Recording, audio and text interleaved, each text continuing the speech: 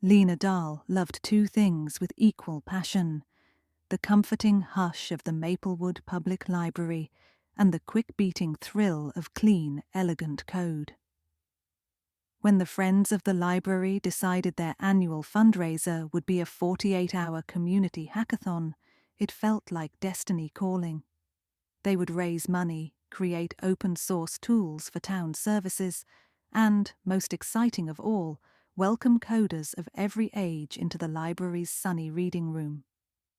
By Friday evening, the building buzzed with soft keystrokes and the rustle of snack wrappers. Folding tables replaced reading desks, extension cords snaked across the carpet, and the scent of cinnamon rolls from the Friends' bake sale mingled with dark roast coffee. Lina, who served as both librarian and unofficial host, drifted from team to team with a clipboard and an encouraging smile. "Everything good over here?" she asked Team Aurora, a cheerful trio who claimed beanbags near the bay window.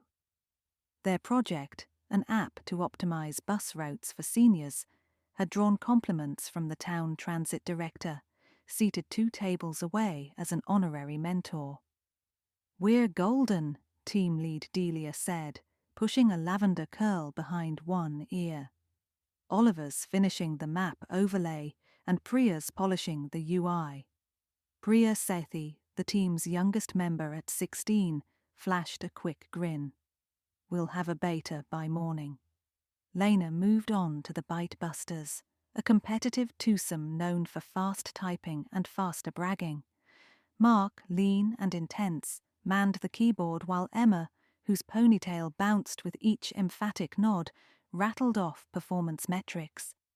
In the far corner, Henry Brewster, retired math teacher and self-taught coder, worked alone on a donation tracking plugin.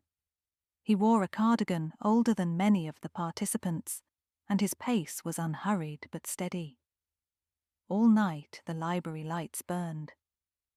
Lina catnapped in an armchair and awoke to the sunrise glinting off monitors. By Saturday afternoon, projects began to take shape. Visitors strolled through, dropping coins in the donation jar. The scent of chili replaced cinnamon rolls. The hackathon felt more like a block party than a competition, and Lina couldn't have been happier. Sunday at 2, the judges, an older woman, the high school computer science teacher, and the town's IT manager, announced the winner. Team Aurora's Silverline bus route optimizer earned the loudest applause. They received a paper certificate, library-themed mugs, and bragging rights. More important, their code would soon be published in the public Git repository the library maintained. Lena posed them beside a shelf of travel guides for photos, then reminded Delia to push the final build and documentation. "Doing it now," Delia said, fingers dancing over her laptop. With that, small packs of weary coders packed up, returned folding chairs, and promised to email readmes. By 4 o'clock only a handful remained, Aurora tidying their corner, Mark and Emma griping about second place, and Henry sipping tea while his Python script churned.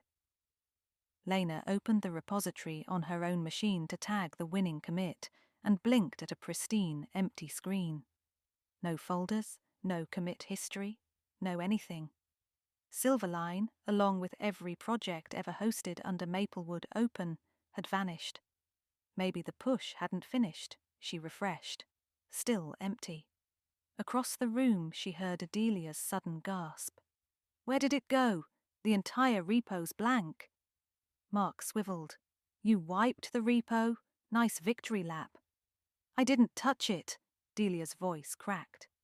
Priya leaned closer to her screen and whispered, "Guys, our local copy is gone too. My whole directory's missing." A prickle crawled up Lina's neck.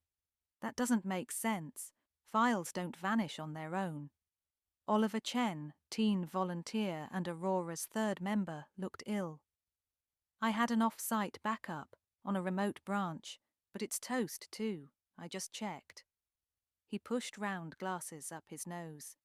The server log shows a deletion at 3:47 p.m, same minute Delia pushed. Lina exhaled slowly. All right, everyone take a breath. The code can't evaporate into the ether. We'll find it. At that moment, the printer by the reference desk whirred. A single page slid into the tray, blank but for rows of zeros, and ones printed in 10 neat lines. Oliver retrieved it, frowning, and brought it to Lina. It's binary, he said, voice quaking with excitement or nerves, maybe both. Lina lifted the page.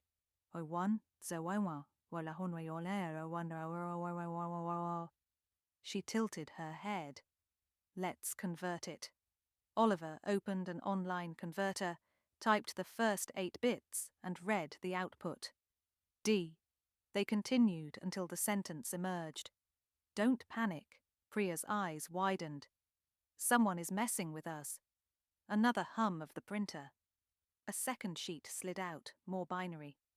Oliver decoded. Follow the stacks to truth. Henry spoke for the first time in 20 minutes. Someone enjoys riddles. He smiled calmly, as though this were a crossword puzzle in the Sunday paper. Emma crossed her arms. Or enjoys sabotaging the winning team. Delia closed her laptop with a snap. We need to find out who. Cozy mysteries seldom involve screaming or police tape, Lina thought, grateful. Instead, they feature curious minds, warm drinks, and a puzzle begging to be solved. She could do puzzles. All right, she said, straightening her library badge. Let's treat this like a reference question. We have missing information, the code, and a chain of clues printed in binary. We'll follow them shelf by shelf if we have to. The group gathered near the circulation desk. The library was officially closed to the public, so only hackathon participants remained. Lina mentally listed them. Team Aurora's 3 members, Bitebusters 2, Henry, Carla the systems administrator, who'd overseen the server but had gone downstairs for a break, and herself. 8 possible culprits, counting Lina, though she ruled herself out quickly. I propose we search together, she said. No one leaves until we locate the source code, or at least its whereabouts. Agreed? Muttered yeses circled the room. Emma looked like she'd rather duel at dawn, but nodded anyway. Follow the stacks, Oliver repeated. Could be literal. Row by row they walked the aisles, Lina in front. Near Travel and Leisure, a loose sheet protruded from the spine of a Florida guidebook. More binary, this one shorter. Oliver translated. Check locker 21. Carla reappeared from the stairwell, clutching a mug emblazoned with I void warranties. What's happening? Lina summarized swiftly. Carla whistled. Locker 21's in the basement lounge. The basement held staff cubbies as well as the old card catalogue cabinets repurposed for coat storage. Everyone trooped downstairs. Locker 21 stood unfinished pine among 30 identical siblings. Its built-in combination dial waited at 0. Mark swore under his breath. We need the combo. Priya pointed to a post-it curled on the dial, yet another string of binary. Oliver typed. So wells one wells one's where was when wells only so one reads. Key. Below, another line. Zone where was 7. Oliver frowned. That's 677. Could be the code. Emma tried 677. The locker clicked open. Inside sat a USB drive taped to a Hershey bar and another note. Oliver decoded aloud. Almost there. Knowledge is power. Henry chuckled. If I were a mischievous hacker librarian, no offense, Lina, I'd hide the next clue in the 000 section. Dewey's knowledge, philosophy, and psychology. They ascended to non-fiction. In 001, sandwiched between Big Data for Dummies and the codebook, stuck a binary printed bookmark. Oliver read, Look inside the heart of code. The heart of code, Priya echoed. Maybe the center of the programming section, Lina said. She eyed the long aisle of those fives. Halfway down, a mother-of-pearl USB hub shaped like a heart dangled from a shelf hook. Beneath it, yet another binary page. Oliver's fingers flew. Silverline not gone. Find its keeper. Keeper? Lina murmured. As in a zookeeper, librarian, gatekeeper. Delia rubbed her temples. We're running in circles while our work disappears. Mark jabbed a finger at Delia. Your team won, your team deleted it, and now your team's feeding us riddles. Maybe to hide sloppy code until you patch it. Hey, Oliver snapped. We didn't do this. Before words escalated, Henry raised a placating palm. Let's stay civil. Cozy mysteries require civility. I've read the Miss Marples. Lina smiled gratefully. Indeed, and Miss Marple always listens more than she talks. She thought hard. Keeper. Could it mean the lock keeper? The password manager? But the phrase Silverline not gone suggested the project existed, merely hidden. Perhaps on a personal device. Who would have motive? Bitebusters had lost. They might sabotage Aurora. Carla alone had root access to the server. Priya looked tense, standing slightly apart from her teammates, arms wrapped around herself. Lina filed that away. The printer upstairs whirred again. They hurried back and found 3 new binary strips, each shorter than the last. When decoded, they read 01011 11 mirin. Look under 11 mirin. Star son 6. Look under star 6, Oliver puzzled. Could be under our ceiling star map, Lina said. The children's room boasted a glow-in-the-dark constellation chart pasted overhead, each star numbered. Star 6 represented Canis Major. Crawling atop a play table, Priya reached behind the removable panel under that star and produced a narrow box labelled in binary, property of SL. Inside lay yet another note, and a tiny stuffed dog wearing a sweater embroidered with the word code. Oliver decoded the final message. The code is safe with the one who wrote the most. Delia frowned. Wrote the most? That's Priya. Silence thickened. Priya's cheeks flushed. What's that supposed to mean? Be honest, Mark said. We all saw you flying across the keyboard. Maybe you felt underappreciated. Priya backed against the nearest shelf, hugging the stuffed dog. I didn't erase anything. I worked too hard.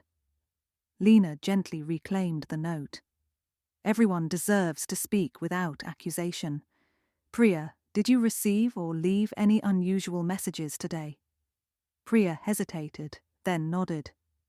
This afternoon, just after we won, I found a slip of binary in my hoodie pocket. I thought Oliver or Delia stuck it there as a joke. She dug in her backpack and produced a crumpled scrap.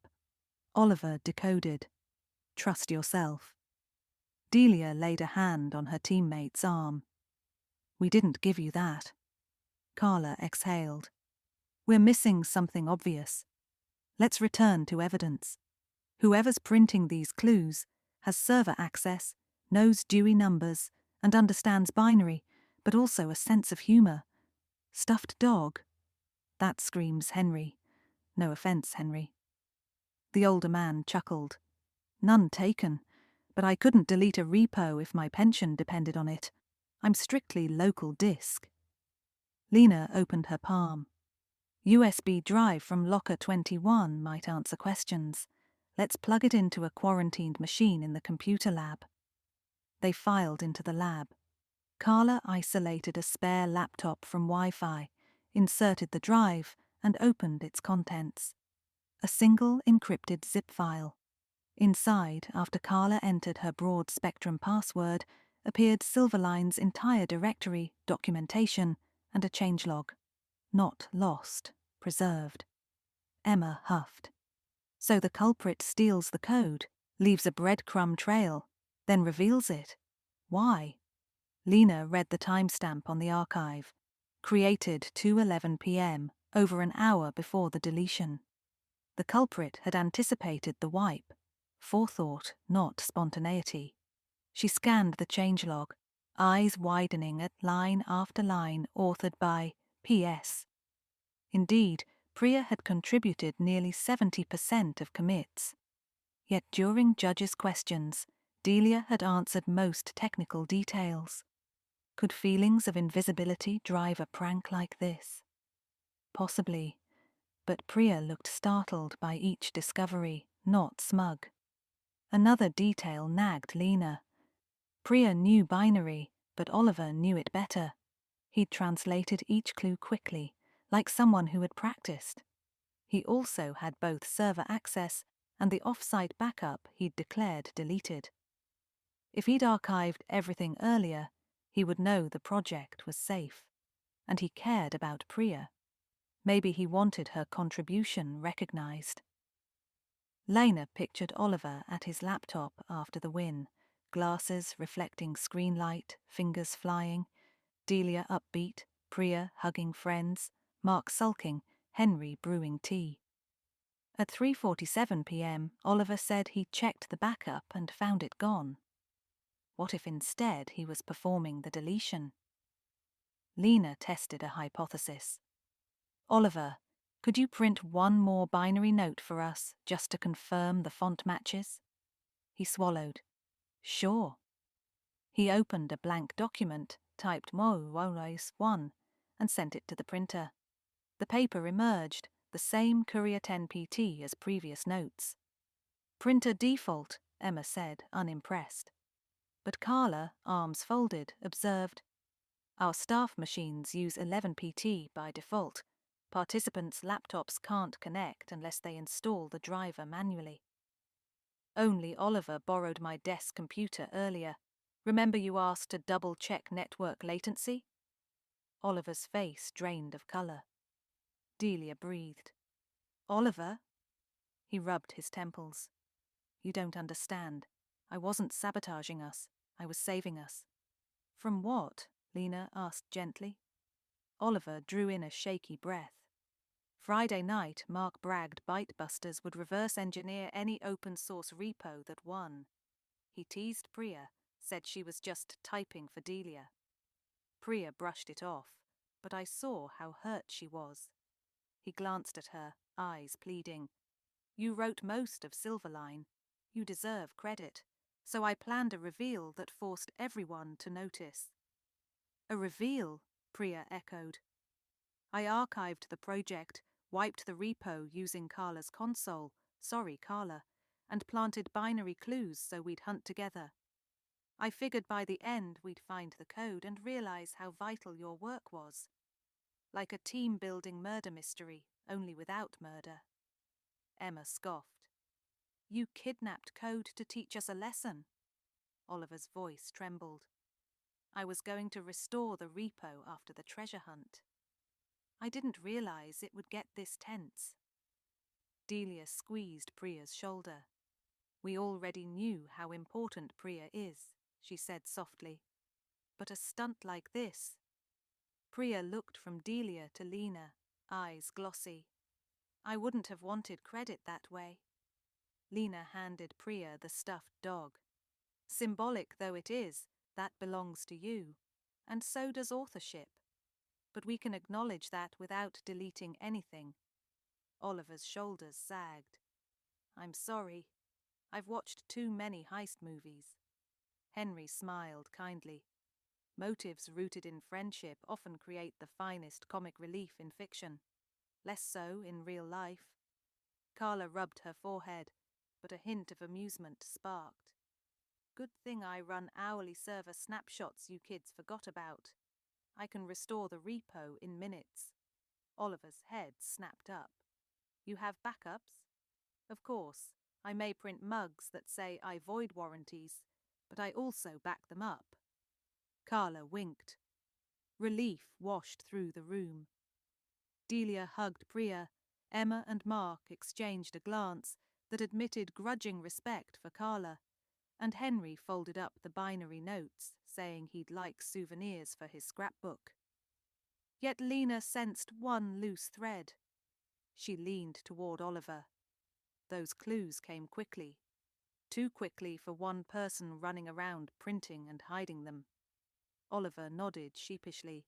I had help. Henry spotted me stuffing the first clue by Travel and Leisure. Instead of ratting me out, he offered advice on puzzle pacing and wrote some of the binary while I reset file permissions. Henry shrugged, caught. What can I say? Puzzles are irresistible. The group laughed, tension dissolving like sugar in tea. By early evening, the repo stood restored, minus Oliver's purge. Carla locked down permissions and appended an authorship file crediting Priya prominently. Delia drafted a blog post describing Silverline's creation and thanking every contributor. Lina brewed cocoa in the break room, distributing mugs as coders lounged on beanbags. Outside, late April rain tapped gently on the tall windows. Inside, the library glowed with brass lamps and quiet conversation. The crisis had ended not with sirens, but with shared cookies, apology accepted, lesson learned. Lina perched on an ottoman, sipping cocoa, and surveyed her friends. In classic cozy mystery fashion, no crime had gone unsolved, nobody had been harmed, and community emerged stronger. She decided to record the adventure for next year's hackathon orientation under the heading, though she'd never reveal Oliver's name. Handle code with care and always keep backups. Priya approached, clutching the stuffed dog. Thanks for believing in me. You believed in yourself first, Lina said. The rest of us just caught up.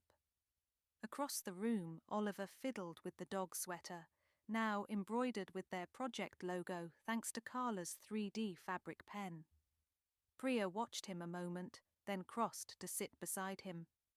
They bent over a laptop, sketching features for version 2. Mark and Emma debated whether to open source their second-place entry after all, inspired by the day's events. Henry reclined with a crossword, humming. Lina closed her eyes, listening to the gentle symphony of keyboards and contented sighs.